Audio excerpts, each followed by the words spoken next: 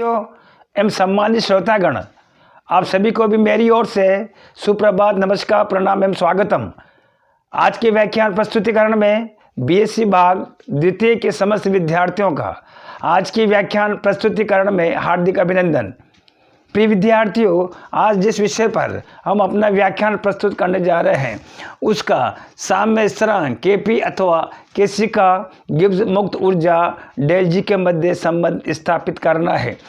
उक्त विषय को बीएससी भाग द्वितीय के प्रश्न पत्र तृतीय के भौतिक रसायन विषय से इकाई तृतीय से रासायनिक साम्य के रूप में चुना गया है। आज के व्याख्यान को आगे बढ़ाने से पहले प्रिय विद्यार्थियों, संक्षिप्त में विगत महत्वपूर्ण अभिग्रहितों, परिभाषाओं, वैज्ञानिक तार्किक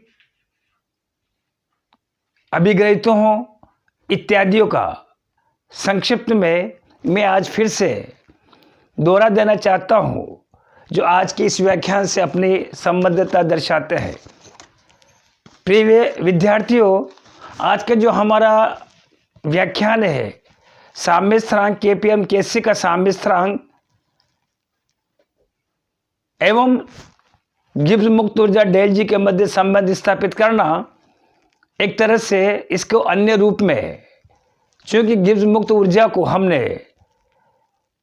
इकाई द्वितीय में ऊष्मागतिकी द्वितीय के रूप में गिब्स मुक्त ऊर्जा को एवं इससे जुड़ी हुई विभिन्न परिभाषाओं को विस्तार से हमने चर्चा की थी और इकाई तृतीय में साम्य स्थिरांक केपी एवं केसी के मध्य आवश्यक संबंध स्थापित किया था, इसको सुपरिभाषित किया था और दोनों के मध्य आवश्यक व्यंजक भी उत्पन्न किए थे। एक प्रकार से आज का विषय इकाई द्वितीय एवं इकाई तृतीय के मध्य पारस्परिक संबंध स्थापित करना है। अन्य शब्दों में इकाई द्वितीय ऊष्मागतिक द्वितीय, जिसका प्रमुख शीर्षक साम्य स्थिरांक केपी अथवा केसी, एवं आज का जो इकाई रासायनिक साम्य से लिया गया मुख्य विषय केपीएम केसी एवं इकाई द्वितीय ऊष्मागतिक द्वितीय से चुना गया गिब्स मुक्त ऊर्जा के मध्य पारस्परिक संबंध स्थापित करना है।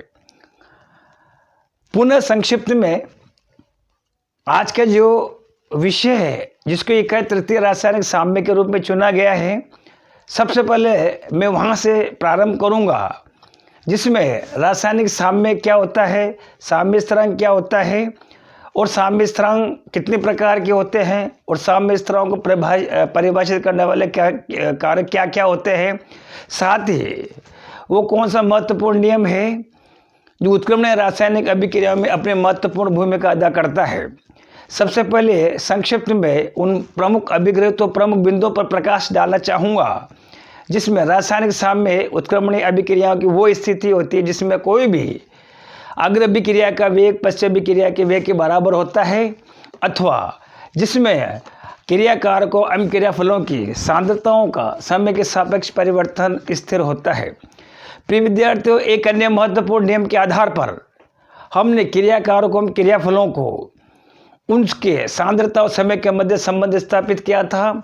वो नियम द्रव्यानुपाती क्रिया का नियम था। सक्रिय द्रव्यमान का नियम भी इसको कहा जाता है, गुडबर्ग और वागे का नियम भी कहा जाता है, जिसके अनुसार किसी भी उत्क्रमणीय रासायनिक अभिक्रिया में रासायनिक अभिक्रिया का वे क्रियाकारी पदार्थों की सांद्रताओं के सक्रिय द्रव्यमान के अनुक्रमानुपाती होता है, जिसमें हमने साम्य स्थिरांक केसी को क्रियाफलों के सांद्रताओं अतः सक्रिय द्रव्यमान के गुणनफल उनकी घात को जब क्रियाकारकों की सांद्रताओं सक्रियताओं से गुणनफल किया जाता है अथवा विभाजित किया जाता है, तो ऐसी स्थिति में प्राप्त राशि हमारे पास में केसी कहलाती है। प्रिय विद्यार्थियों, जब किसी भी उत्क्रमणीय रासायनिक अभिक्रिया में जब क्रियाकारक और क्रियाफल जब आप देखेंगे ठोस अथवा द्रव अवस्था में उपस्थित होते हैं अथवा उनकी सांद्रता तो मोल प्रति लीटर हो, ऐसी स्थिति में उनके सक्रिय द्रव्यमानों को एक वृत्त कोष्ठक के रूप में सुपरिभाषित करते हैं और केसी साम्य स्थिरांक के रूप में सुपरिभाषित करते हैं। विगत व्याख्यानों में हमने ये भी सुपरिभाषित किया था कि यदि क्रियाकार किसी भी उत्क्रमणीय रासायनिक अभिक्रिया में यदि क्रियाकारक और क्रियाफल यदि आपस में गैसीय प्रावस्था के रूप में उपस्थित हो तो ऐसी अवस्था में आप देखेंगे ऐसी अभिक्रिया में, ऐसी रासायनिक अभिक्रियाओं में साम्य स्थिरांक को Kp के रूप में सुपरिभाषित किया जाता है, क्योंकि गैसों की सांद्रताओं को आंशिक दाब के रूप में सुपरिभाषित किया जाता है। बेसिक पार्ट प्रथम में आप सभी विद्यार्थियों ने गैसों के अणुगति सिद्धांत में एक महत्वपूर्ण अभिग्रहित ये भी था कि गैसों की सांद्रताओं को आंशिक दाब के रूप में परिभाषित किया जाता है जब एक से अधिक प्रकार की गैसें जब किसी भी तंत्र में सम्मिलित की जाती है अथवा मिलाई जाती है। ऐसी स्थिति में इकाई क्षेत्रफल पर आंतरिक सतह की ओर एक विशिष्ट गैस के द्वारा लगाया गया जो उसका बल जो है उसके दाब की घटना को सुपरिभाषित करता है। जब एक विशिष्ट गैस के द्वारा यह दाब परिकलित किया जाता है, ऐसी स्थिति में यह दाब आंशिक दाब कहलाता है। तो ऐसी स्थिति में जब किसी भी रासायनिक या अथवा उत्क्रमणीय अभिक्रिया में क्रियाकारकों अथवा क्रियाफलों को जब गैसीय प्रावस्था के रूप में यदि हम प्रयोग में लेते हैं तो ऐसी स्थिति में साम्य स्थिरांक Kp के मध्य Kp के रूप में उसको सुपरिभाषित करते हैं। विगत व्याख्यानों में हमने साम्य स्थिरांक Kp अथवा Kc को सुपरिभाषित करने वाले कारक भी पढ़े थे जो आज के इस विषय से संबंधता दर्शाते हैं। इसमें साम्य स्थिरांक को सुपरिभाषित करने में हमने पहला वाला जो कारक था सांद्रता का पढ़ा था। आप देखेंगे सांद्रता का मान बढ़ाने पर साम्य अथवा साम्य स्थिति जो है अग्र दिशा में विस्थापित होती है। यदि क्रियाफल अथवा उत्पाद जब अत्यधिक सांद्रता में यदि क्रियाफल आप देखेंगे इसके सांद्रता हम यहाँ पर बढ़ाएंगे तो ऐसी स्थिति में आप देखेंगे साम्य अथवा साम्य स्थिति अग्र दिशा की ओर विस्थापित होगी। और यदि आप देखेंगे उत्पाद अथवा क्रियाफल यहाँ पर देखेंगे अत्यधिक अथवा आधिक्य की मात्रा में यदि हमें प्राप्त होता है, ऐसी स्थिति में साम्य जो है पश्चिम दिशा में विस्थापित होता है। ये पहला वाला कारक था जो साम्य स्थिरांक Kp अथवा Kc को जो है सांद्रता के रूप में सुपरिभाषित करता है। एक अन्य वाले कारक जो था इसमें उत्प्रेरक का था। प्रिय विद्यार्थियों, उत्प्रेरक जो है उत्प्रेरक की उपस्थिति में जो है चूंकि अग्र अभिक्रिया और पश्च अभिक्रिया दोनों अग्र दिशा और पश्च अभिक्रिया को जो है आप देखेंगे उत्प्रेरक समान रूप से उत्प्रेरित करता है। ऐसी स्थिति में साम्य जो है अपरिवर्तित होता है। प्रिय विद्यार्थियों, आप सभी से मेरा विनम्र अनुरोध है उत्प्रेरक के प्रभाव को विशेष रूप से आप देखें, चर्चा करें, इस प्रभाव का अध्ययन करें कि उत्प्रेरक किसी भी रासायनिक अभिक्रिया में उत्प्रेरक मिलाने पर साम्य स्थिरांक की क्या स्थिति होती है। विद्यार्थी भ्रम की स्थिति, उनके दिमागों में भ्रम की स्थिति, संशय की स्थिति उत्पन्न होती है। सामान्यतः जो है रासायनिक अभिक्रिया का वेग बढ़ता है उत्प्रेरक की उपस्थिति में। प्रिय विद्यार्थियों, पश्च अभिक्रिया का वेग भी उसी अनुपात में बढ़ता है। अर्थात उत्प्रेरक का प्रमुख कार्य जो है रासायनिक अभिक्रिया चाहे वो अग्र दिशा में हो चाहे पश्चिम दिशा में हो समान रूप से जो है त्वरित करता है। ऐसी स्थिति में साम्य स्थिरांक Kp और Kc जो स्थिर होते हैं, अपरिवर्तित होते हैं। यह बहुत ही महत्वपूर्ण जो है कारक था उत्प्रेरक का।